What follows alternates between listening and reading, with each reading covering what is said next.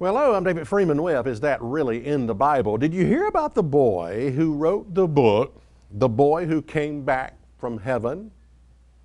Actually published, I think, in 2010. Actually, there's a news article out there today that I want to share with you entitled, The Boy Who Came Back from Heaven Actually Never Went. Alex, a young boy who co-authored a book with his father about going to heaven and returning to earth, published in 2010, wrote an open letter to Christian publishers retracting his story.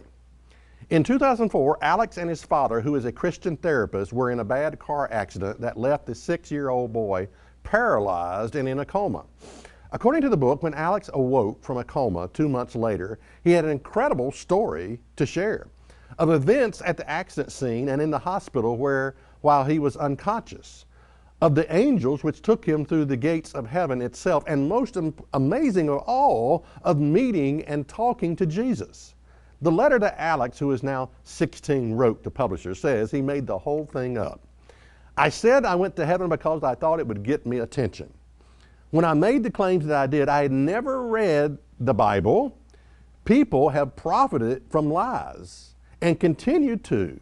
They should read their Bibles, which is enough. 2 major Christian bookstores, Lifeway and Tyndale House, have announced plans to pull the book from the store. Continuing on here, just one more statement. It is both puzzling and painful to watch the book, The Boy Who Came Back from Heaven, not only continue to sell, but to continue, for the most part, to not be questioned. And you know, that is true about a lot of our faith. We just base it on a movie. We base it on, that's what my minister said. But we don't question as to whether the origins of it comes from the Bible, this thing that I am believing. Now, I want to tell you something about religion that you need to know. Religion is a marketplace where billions of dollars can be made. And there are all kinds of people with the wrong motives wanting to get into that marketplace to make millions of dollars. And in order for this to work, you got to give people what they want to hear. Truth never works. Reality never works. Absolutes don't work. You think about, okay, what do people want to hear when it comes to religion? Well, they want to hear salvation is the easiest thing you will ever do. They want to hear nothing is required of them, not of works, lest any man should boast. The law's been abolished, it's been fulfilled, it's been nailed to the cross, it's been done away with. That's what they want to hear. And they want to hear things like, when you die, you immediately go to heaven to be with the Lord. That's what they want to hear.